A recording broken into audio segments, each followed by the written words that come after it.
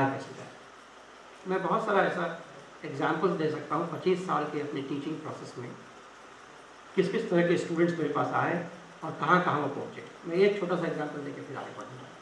मेरा एक स्टूडेंट है जिसने अभी भी PhD खत्म किया, उसको बहुत कम नंबर आए जब वो MPhil अपना लिख रहा था। तो लोगों ने कहा कि PhD नहीं कर सकता है। सारी कमेटी ने डिसाइड किया कि PhD नहीं कर सकता। दलित लड़का था, वो गरीब परिवार से आता था। तो मैंने कहा कि मैंने इसको पढ़ाया है 2-3 साल, मुझे लगता है ये फेयरली इंटेलिजेंट है, ये काम कर सकता है। लोगों ने कहा ठीक है, क्या आप इसे PhD करवा सकते हैं? मैंने कहा करवा सकते हैं, आप मुझे दे दीजिए। तो मेरे साथ PhD करने लगा। जब उसका MPhil उसने लिखा तो जो एग्जामिनर्स थे वो अपने फील्ड के सबसे बड़े एक्सपर्ट थे। उन्होंने कहा this is an excellent PhD MPhil। अब जो हमारे कलीग्स थे वो कह रहे थे ऐसा कैसे हो सकता है, अभी उसको 4% नंबर आया, 4 नंबर आया, अभी करें एक्सेलेंट हो गया। मैंने कहा कि आप देखो सही, पढ़ के उसको इवैल्यूएट करो। फिर लोगों ने मान लिया कि ऐसा हो सकता है। अभी उसका PhD खत्म हुआ और आपके पंजाब यूनिवर्सिटी के प्रोफेसर आशुतोष कुमार उसका एग्जामिनर थे। उन्होंने कहा कि this is the best PhD I have examined from JNU। How was it possible? And give a case study. How was it possible? Possible इसलिए हो पाया कि जिस दिन वो लड़का मेरे पास आया, मैंने सिर्फ एक काम किया। उससे मैंने कहा कि आप ये बताओ कि आप क्या सोचते हो दुनिया के बारे में। आप मुझे ये मत बताओ कि आपने इसको पढ़ा है, उसको पढ़ा है, वो पढ़ा है, छोड़ दो सब। आप जिस गांव से आते हो, जिस शहर से आते हो, उसके बारे में मुझे बताओ और वहाँ क्या आपने देखा है ये बताओ। वो मुझे बात करने लगा मुझसे और मैं उस बात को अप्रिशिएट करने लगा। अरे वाह, तुम्हारा एनालिसिस बहुत अच्छा है ये। और धीरे धीरे धीरे उसके अंदर एक कॉन्फिडेंस जगने लगा। और कॉन्फिडेंस इतना जगह, अभी वो पढ़ा रहा है किसी कॉलेज में, बहुत उसके प्रिंसिपल ने मुझे फ़ोन करके बताया कि बहुत बढ़िया पढ़ा रहा है। ह्यूमन बीइंग का क्रिएटिविटी इस बात पर निर्भर करता है कि आप उसे कितना कॉन्फिडेंस दे रहे हैं। यदि कोई बच्चा क्रिएटिव नहीं दिखता है, इसका मतलब केवल इतना है कि जो लोग उसके आसपास हैं उसने उसे क्रिएटिव होने का मौका नहीं दिया है। जो लोग उसके, और वो कोई भी हो सकता है, पेरेंट्स भी हो सकते हैं। पेरेंट्स भी अपनी एंग्जाइटी में रहते हैं कि मेरा बच्चा फला जगह चला जाए, फला स्कूल में चला जाए, ये क्यों पढ़ रहा है, वो क्यों पढ़ रहा है, तमाम तरह की बातें। मैं खुद, मुझे याद है जब मुझे हमारे स्कूल में विज्ञान और आर्ट्स, साइंस और आर्ट्स का बंटवारा होता था, तो एक टेस्ट होता था। उस टेस्ट में मुझे बहुत नंबर आए थे और मुझे साइंस दिया गया था, मेरे दोस्त को आर्ट्स दिया गया था। हमने बड़ा विद्रोह करके तय किया कि इस सिस्टम को हम लोग ख़त्म कर देंगे, तो ख़त्म कर दिया गया। अभी मेरी मुलाकात मुंबई में उससे हुई, जिसको आर्ट्स दिया गया था, वो आखिरी नंबर में था। वो MD है किसी कंपनी का, उसने IIT से फिजिक्स पास किया, इंजीनियरिंग किया और फिर अभी MD है। तो इसका मतलब है कि जो इवैल्यूएशन का, ह्यूमन बीइंग को इवैल्यूएट करने का जो आपका तरीका है, जो हमने डेवलप किया है, उसमें कहीं ना कहीं कोई परेशानी है। उसे हमें ठीक करने की ज़रूरत है। यानी एजुकेशन सिस्टम में भारी इनोवेशन की ज़रूरत है कि कैसे हम उसके क्रिएटिविटी को प्रमोट करें। जो रिफ्लेक्सिविटी है, रिफ्लेक्सिविटी को प्रमोट करने के लिए क्या टेक्निक्स हम अडॉप्ट करें, ये मुझे लगता है कि हमारे लिए सबसे बड़ा प्रॉब्लम है। एक और बात करके फिर मैं इससे आगे बढ़ूँ कि creativity is also a biological necessity. Let me tell you, ये जो हमारा बॉडी है, इसमें ब्रेन सबसे पावरफुल चीज़ है और पूरा हमारा बॉडी जो है वो सिर्फ ब्रेन के लिए खुराक जुटाने में लगा हुआ है। ये हमारे फिजिक्स के प्रोफेसर हैं, वो कहते हैं कि ब्रेन को एनर्जी चाहिए और बहुत एनर्जी चाहिए। कितना एनर्जी चाहिए इसका अंदाज़ आप लगा सकते हैं कि अभी ब्रेन को कंप्यूटर पे ऑफलोड करने की कोशिश की गई है। यदि आपका शरीर खत्म हो जाए तो आपका ब्रेन सर्वाइव कर जाए, ऐसा प्रयास चल रहा है। उसमें ये पाया गया कि 10 सेकेंड काम करने के लिए ब्रेन को जितनी एनर्जी चाहिए वो इक्विवेलेंट है 3 बेडरूम के एक फ्लैट में सारे इक्विपमेंट्स लगे हुए हों और 900 डेज तक वो लगातार चलता रहे, तब जितनी एनर्जी लगती है उतनी एनर्जी ब्रेन को 10 सेकेंड में चाहिए। हमारा पूरा बॉडी जो है वो एनर्जी जनरेट करने का मशीन है जो ब्रेन के लिए एनर्जी जनरेट करता है। और जो एनर्जी हम एक्यूमुलेट करते हैं जब उसको ब्रेन रिलीज करता है उस एनर्जी को, तो उससे हमारे बॉडी में हार्मोन्स बनते हैं जो बॉडी को एक्टिवेट करता है काम करने के लिए। इसलिए आप देखेंगे कि बहुत सारे जो लोग संगीत के लोग हैं, आर्ट के लोग हैं, बहुत लंबी जिंदगी जीते हैं क्योंकि उनका ब्रेन एक्टिवेटेड रहता है। ब्रेन का जो रिफ्लेक्सिविटी है वो जितना ज़्यादा काम करेगा बॉडी उतना ज़्यादा रिजुविनेट होगा। आप देखेंगे जब आप कोई ऐसा काम करते हैं जिससे आपको बहुत खुशी मिलती है तो आप थकते नहीं हैं। जो मैथमेटिशियंस हैं आप उनसे कभी बात करें, मेरा एक दोस्त सीनियर थे, हमारे बड़े बड़े मैथमेटिक्स थे, दुनिया के जाने माने मैथमेटिशियन थे। उनसे मैंने पूछा कि आप इतना काम करते हो थकते नहीं हो? उन्होंने कहा ये तो मज़ा है, ये कोई सजा थोड़ी है जो थक जाऊँ मैं। तो ये जो जब ये मज़ा हो जाए, जब ब्रेन आपका क्रिएटिव होता है तो आप मज़ा लेते हो। जब मज़े लेते हो तो आपका बॉडी अपने आप रिजुविनेट होता है। इसलिए reflexivity and creativity is your biological need. Your face will start glowing if you are doing a work which you are enjoying and which is creative. एक जर्मनी में 2 भाई थे। एक भाई बड़ी कंपनी का मालिक था और एक भाई पेंटर था। तो जब जर्मनी में बहुत फाइनेंशियल क्राइसिस आया तो जो पेंटर था उसकी पेंटिंग बिकती नहीं थी। तो दूसरे भाई ने अपने मैनेजर को भेजा कि जाओ कुछ पेंटिंग्स खरीद के ले आओ ताकि कुछ पैसे उसके पास हो जाए तो खाना पीना खा लेगा वो। तो मैनेजर आया और मैनेजर उसकी गैलरी में गया और उसने पेंटिंग सेलेक्ट करने शुरू कर दी। तो इसे लगा कि यार ये बिना देखे पेंटिंग सेलेक्ट कर रहा है। उसने पूछा कि आप बिना देखे पेंटिंग सेलेक्ट कर रहे हो? उसने कहा मेरा मालिक पागल है, वो मुझे कहा है कि कुछ पेंटिंग्स खरीद के ले आओ, जो मिले खरीद के ले आओ। तो बात उसकी समझ में आ गई। उसने पूछा कौन है तुम्हारा मालिक? उसने बताया। बोला कि मुझे पेंटिंग बेचनी नहीं है। बोला क्यों? बोला जाके अपने मालिक को बोलो कि जो कुछ मुझे मिलना था वो तो पेंटिंग करते वक्त मुझे मिल गया, अब उससे ज़्यादा मुझे कुछ चाहिए नहीं। वो जो मिलता है क्रिएटिविटी के दौरान आपको, वही आपकी संपत्ति है, वही आपकी बॉडी को रिजुविनेट करता है, माइंड को रिजुविनेट करता है।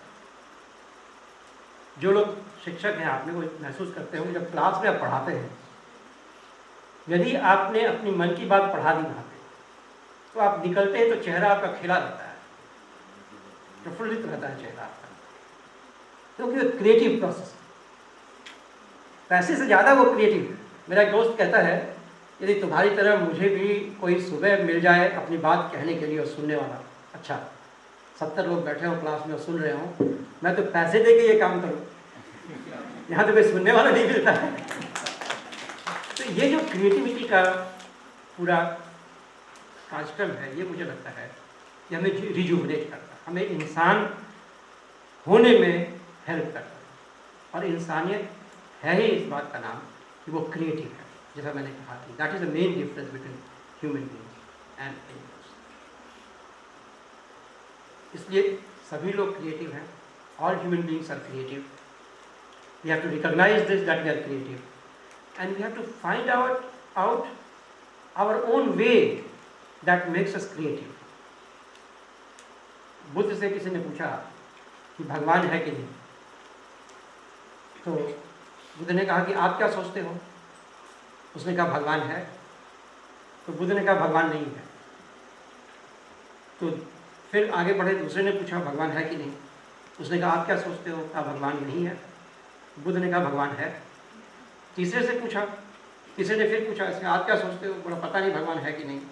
बुद्ध ने कहा मुझे भी पता नहीं भगवान है कि नहीं। तो आनंद उनके परम शिष्य थे। आनंद ने कहा भगवान आप ये क्या कर रहे हो, आपके जैसा आदमी किसी न किसी को तो झूठ बोल ही रहा है, या तो भगवान है या नहीं है। तो बुद्ध ने कहा कि नहीं, अब ये क्रिएटिव सर्च शुरू करेगा, अब खोजना शुरू करेगा है कि नहीं। भगवान के होने ना होने का कोई मतलब नहीं है, खोजने का मतलब है। ये जो खोजने की प्रक्रिया है यही अपने आप में लिबरेटिव है। यदि हमें मालूम हो जाए कि भगवान है तो कुछ लिबरेशन नहीं मिलेगा। जब हम ढूंढते हैं भगवान को है कि नहीं है, या कहाँ है भगवान, कैसा है भगवान, तो खोजने की प्रक्रिया ही अपने आप में मुक्तिकामी प्रक्रिया है। वैसे एक क्रिएटिविटी जो है इसकी प्रक्रिया ही अपने आप में मुक्तिकामी प्रक्रिया है। कैसे हम उसमें बढ़ रहे हैं। And how to be creative? What are the basics of creativity? और फिर मैं बात करूंगा as a teacher how you can be creative. Please raise your left thumb, the students. Please raise your left thumb. Don't take time. All right, you are intelligent enough. 90% cases में what is your left thumb? What is your left thumb? Raise your left thumb again. Is this your left thumb? Right. Normally what happens, thumb that you raise, other people also raise the same thumb. Which means that the relation between somebody who is speaking and somebody listening is a monologue. It's not a dialogue. I think the first element of creativity is a dialogue. There is nothing in this world about which you know everything. जो knowledge है ये unlimited है और complex है। तो first चीज जो हमें एक्सेप्ट करना चाहिए as a teacher, as a common person, कि कोई भी ज्ञान पूर्ण नहीं है। और जो हमारा विचार है, हमारे विपरीत जो विचार रखने वाले लोग हैं, ये दोनों हो सकता है कि सच बोल रहे हैं, ये दोनों सच बोल सकते हैं, क्योंकि दोनों सच के अलग अलग आयाम को भी देख रहे होंगे। ये समझना बहुत ज़रूरी है और इसीलिए डायलॉग करने की ज़रूरत है। अभी जिस व्यक्ति की मैंने चर्चा की, 3 दोस्त थे, साइकोलॉजी पढ़ाते थे, उन्हें इकोनॉमिक्स में नोबेल प्राइज़ मिला। साइकोलॉजी पढ़ाते थे और इकोनॉमिक्स में नोबेल प्राइज़ मिला। That is creativity. और कैसे मिला? क्योंकि इन्होंने क्या किया कि इनके जो विचार ये रखते थे, विचार ये था कि क्या इंट्यूशन आर्टिफिशियल है या इंट्यूशन इतना इम्पॉर्टेंट है कि उससे हम डिसीजन कर सकते हैं या नहीं है। इन्होंने क्या किया, इनका विचार था कि इंट्यूशन इम्पॉर्टेंट नहीं है, और ऐसे व्यक्ति को खोजा जो कहते थे इंट्यूशन बड़ा इम्पॉर्टेंट है, और उससे दोस्ती बनाई और दोनों एक साथ बैठ के काम करने लगे। और अंत में उन्होंने एक पेपर लिखा, why we do not agree, और अभी भी वो काम कर रहा है, why we do not agree. To talk to somebody who do not agree with you is the most important aspect of creativity. आमतौर पर हम क्या करते हैं, हम उनसे ही बात करते हैं जो हमसे एग्री करता है, जो भी हमसे विरोध करता है धीरे धीरे उसको हम दूर करने लगते हैं। ये जो पुरानी कहावत है, निंदक नियरे राखिए, ये बड़े ठोस कहावत है। निंदक नियरे राखिए आंगन कुटी छवाई, बिन साबुन पानी बिना निर्बल करत सुभाई। It is also true about knowledge. Your knowledge is always incomplete. You have to talk about the knowledge of the other and constantly engage in a dialogue with that. एक जापानी फिलोसोफर है, उनका नाम है कोजिन काराकामी। वो कहते हैं कि आपको अपने समाज का ज्ञान तब तक नहीं होगा जब तक आप दूसरे समाज में जाकर बैठकर वहां से अपने समाज को नहीं देखेंगे। तब आपको समझ में आएगा कि हमारे समाज में परेशानी क्या है। तो ये जो ट्रांस क्रिटिक है, ये जो अपने से विपरीत विचारधारा के आदमी से एंगेज करने की बात है, ये मुझे लगता है कि क्रिएटिविटी की पहली शर्त है, first criteria of being creative.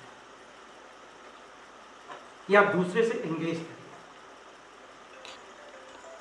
दूसरी बात है कि आप इंफॉर्मेशन गैदर करें, जितना भी इंफॉर्मेशन हो सकता है गैदर करें, लेकिन हमेशा ये याद रखें कि information is not knowledge. Information can never be knowledge. Information को प्रोसेस कैसे किया जाए, ये महत्वपूर्ण बात है। इंफॉर्मेशन को प्रोसेस करने के लिए ही डायलॉग की आपको ज़रूरत होगी।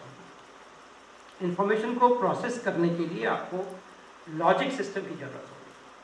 हिंदुस्तान में बड़ा अच्छा एक लॉजिक सिस्टम है जिसको न्याय फिलॉसफी कहते हैं। अक्सर लोग इसको भूल गए होंगे।